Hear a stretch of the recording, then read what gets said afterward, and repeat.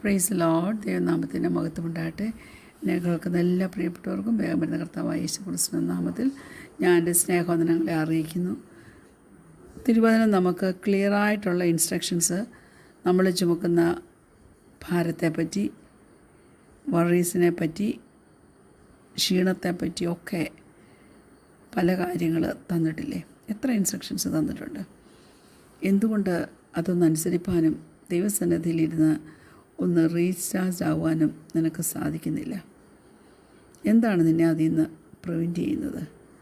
അത് മനസ്സിലാക്കി ഉത്സാഹത്തോടെ ദൈനംദിന ജീവിതം കഴിപ്പാൻ തക്കവണ്ണം ദൈവസന്നിധിയിൽ ഏൽപ്പിച്ചു കൊടുക്കാൻ പറ്റത്തില്ലേ? അല്പനേരത്തെ ചിന്തയ്ക്കായിട്ട് കുറിവാക്യമായിട്ട് എബ്രായർ 12:1 Hebrews chapter 12 verse 1. Praise God. ആകയാൽ നാമും സാക്ഷികളുടെ ഇത്ര വലിയൊരു സമൂഹം നമുക്ക് ചുറ്റും നിൽക്കുന്നത് കൊണ്ട് സകല ഭാരവും മുറുകെ പറ്റുന്ന പാപവും വിട്ട് നമുക്ക് മുമ്പിൽ വെച്ചിരിക്കുന്ന ഓട്ടം സ്ഥിരതയോടെ ഓടുക. ഹല്ലേലൂയ. ഈ ലോകത്തിൽ ഒത്തിരി ഭാഗത്ത്, ഒത്തിരി മേഖലകളിൽ നാം ചില പ്രഷർ അനുഭവിക്കേണ്ടി വരും. നാം ഒന്ന് അക്സെപ്റ്റഡ് ആകാൻ തന്നെ നാം അനേക കാര്യങ്ങൾ പെർഫോം ചെയ്യേണ്ടി വരും. നമ്മുടെ എഡ്യൂക്കേഷൻ സിസ്റ്റം എടുത്താൽ അത് നമ്മെ ഗ്രേഡ് ചെയ്യും. സ്പോർട്സ് വേൾഡ് എടുത്താൽ അത് നമുക്കൊരു റാങ്ക് ഇട്ട് വെക്കും. ബിസിനസ് സെക്ടർ എടുത്താൽ അത് നമ്മെ വിലയിരുത്തും, നമ്മളെ ഇവാലുവേറ്റ് ചെയ്യും. സോഷ്യൽ മീഡിയയ്ക്ക് നിന്നെ ഇഷ്ടമാണ്, പക്ഷേ അതിനകത്തെ മാർക്കറ്റിംഗ് പ്ലാറ്റ്ഫോംസ് ഉണ്ടല്ലോ, നിന്നെ ചതിക്കും. എന്തെല്ലാം പ്രഷേഴ്സ് നിന്നെ ഹുക്ക് ചെയ്ത് വലിയ ഭാരം ചുമപ്പാൻ തക്കവണ്ണം നിന്നെ വഴി നടത്തുന്നുണ്ട്. ഏറ്റവും വലിയ നുണ ഇതിനകത്ത് എന്നതാണെന്ന് വെച്ചാൽ ശത്രുവിൻ്റെ പ്രവർത്തനമാണ്. ശത്രു എപ്പോഴും ഒരു ചിന്ത മനസ്സിൽ തന്ന് മനസ്സിൽ കൊണ്ടുവെക്കുന്ന ഒരു കൺക്ലൂഷൻ എന്താണെന്നറിയാമോ? നിൻ്റെ പെർഫോമൻസ് റിസൾട്ട് അതാ നിൻ്റെ വാല്യൂ നിശ്ചയിക്കുന്നതെന്ന്. ഞാൻ പറയട്ടെ, അതിന് പെർഫോമൻസ് വെയ്റ്റ് എന്ന് വേണമെങ്കിൽ നീ വിളിച്ചു. അതായത് നീ തന്നെ നിന്നെ മാന്യനായി ഒന്ന് കണ്ടെത്താൻ തക്കോണം ചിലതൊക്കെ കാണിച്ചു കൂട്ടുക. സ്റ്റേജിൽ പോലും ഞാൻ വേദനയോടെ പറയട്ടെ, ചില ശുശ്രൂഷകൾ പോലും പെർഫോമൻസായി മാറിപ്പോകുന്നില്ലേ? ഞാൻ പറയട്ടെ, പെർഫോമൻസ് വെയ്റ്റ് അത് എങ്ങനെ മനസ്സിലാക്കാം? അതുണ്ടോ നിനക്ക്? അല്ലെങ്കിൽ അതിൻ്റെ പ്രവൃത്തി എന്തുവാ? അത് നമ്മളെ പഠിപ്പിക്കുന്നതോ മനസ്സിലാക്കുന്നതുമായിട്ടുള്ളൊരു കാര്യം.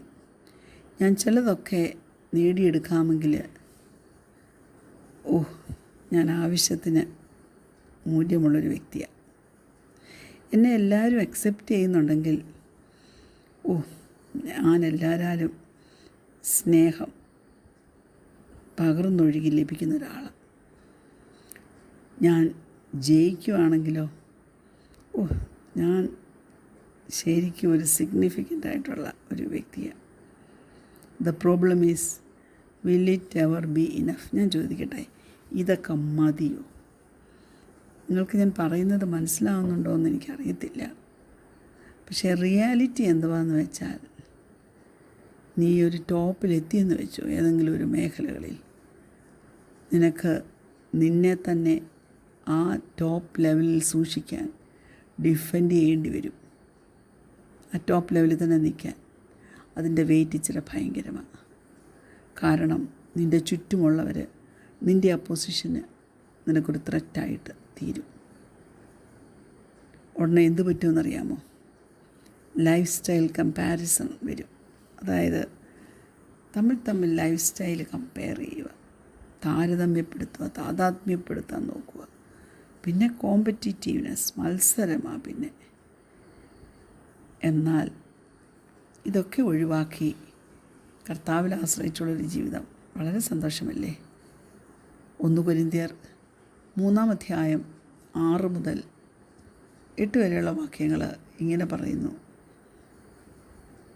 ഞാൻ നട്ടു, അപ്പൊല്ലോസ് നനച്ചു, ദൈവം അത്രേ വളരുമാറാക്കിയത്. ആകയാൽ വളരുമാറാക്കുന്ന ദൈവമല്ലാതെ നടുന്നവനും നനയ്ക്കുന്നവനും ഏതും ഇല്ല. നടുന്നവനും നനയ്ക്കുന്നവനും ഒരുപോലെ ഓരോരുത്തരും താൻ്റെ അധ്വാനത്തിന് തക്കവണ്ണം കൂലി കിട്ടും. പൗലോസ് ഈ പറയുന്നതിൽ നിന്ന് വളരെ ക്ലിയറായിട്ട് നമ്മുടെ റെസ്പോൺസിബിലിറ്റി താൻ വെളിപ്പെടുത്തുന്നുണ്ട്. അതിനകത്ത് നാം ഹാർഡ് വർക്ക് ചെയ്യണം. We should work hard. അതിൽ നാം വിശ്വസ്തരായിരിക്കണം. ഒരിക്കലും നീ പെർഫോം ചെയ്യുന്നതിൽ ഹാർഡാകണമെന്നല്ല പൗലോസ് പറയുന്നത്. പൗലോസ് പറയുന്നത് നീ വർക്ക് ചെയ്യുന്നതിൽ നീ ഹാർഡായിട്ട് വർക്ക് ചെയ്ത് നീ ഫെയ്ത്ത്ഫുള്ളായിരിക്കണം. ഹാർഡ് വർക്ക് അല്ല പക്ഷേ പ്രശ്നം എപ്പോഴാണെന്നറിയാവോ? എന്തെങ്കിലും വിഷയമുണ്ടെങ്കിൽ അതിൻ്റെ പുറകെയുള്ള ഫ്രൂട്ടിനെയാണ് ചേസ് ചെയ്യുന്നത് എല്ലാവരും.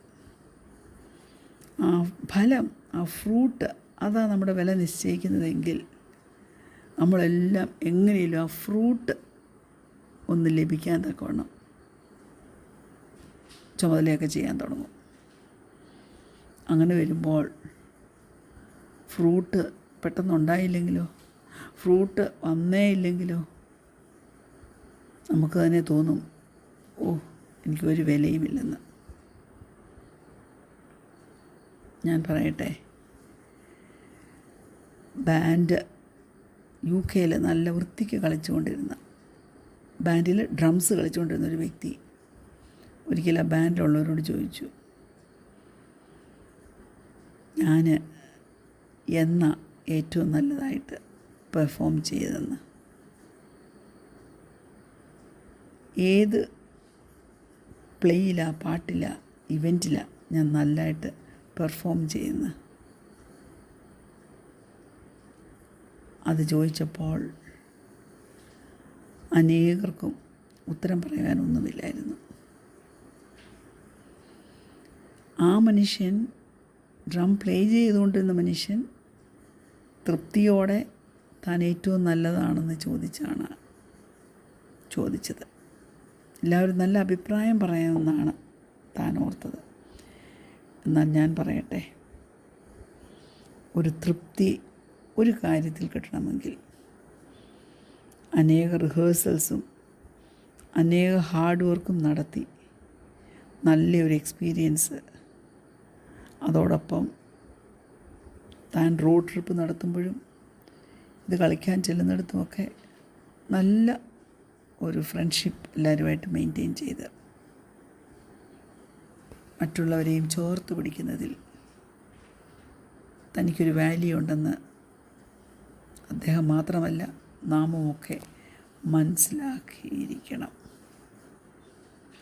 നമുക്കറിയാമല്ലോ, എബ്രായർ 12:1 നമ്മൾ കുറിവാക്യമായിട്ട് വായിച്ചല്ലോ, സകല ഭാരവും സകല പാപവും വിട്ടുകളഞ്ഞിട്ട് ക്രിസ്തുവിൽ നാം ആരാന്ന് മനസ്സിലാക്കിയിട്ട് സ്വാതന്ത്ര്യത്തോടെ നിറവോടെയുള്ളൊരു ജീവിതം നയിപ്പാൻ ദൈവത്തിലെ നിനക്ക് കഴിയുമോ?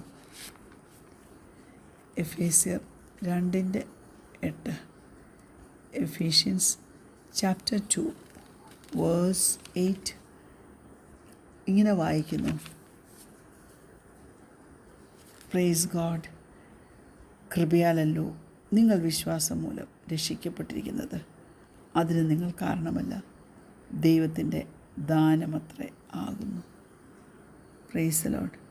സാൽവേഷൻ ദൈവത്തിൽ നിന്നുള്ളൊരു ഗിഫ്റ്റാണ്. നമുക്കൊന്നും ബൂസ്റ്റ് ചെയ്യാനില്ല. വേറൊരു വിധത്തിൽ പറഞ്ഞാൽ നിനക്കത് സമ്പാദിക്കാൻ പറ്റത്തില്ല. നിനക്ക് അത് റിസീവ് ചെയ്യാൻ വേണ്ടി ഒന്നും പെർഫോം ചെയ്യാനും പറ്റത്തില്ല.